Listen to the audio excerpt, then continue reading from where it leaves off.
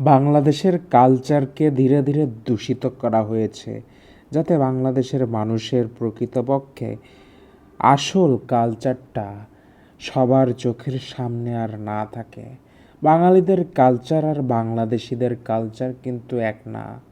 ভারতেও বাঙালি আছে, বাংলাদেশেও বাঙালি আছে, কিন্তু বাংলাদেশে যারা আছে তারা সবাই বাংলাদেশি। আর ভারতে যারা আছে সে জাতি বাঙালি হতে পারে, কিন্তু তাদের জাতীয়তাবাদ তারা ভারতীয়। একটা জাতিকে ধ্বংস করার জন্য তার কালচারকে ধ্বংস করতে হয়। তার কালচার যদি বিলুপ্ত হয় তাহলে সে জাতির বিলুপ্তি হয়।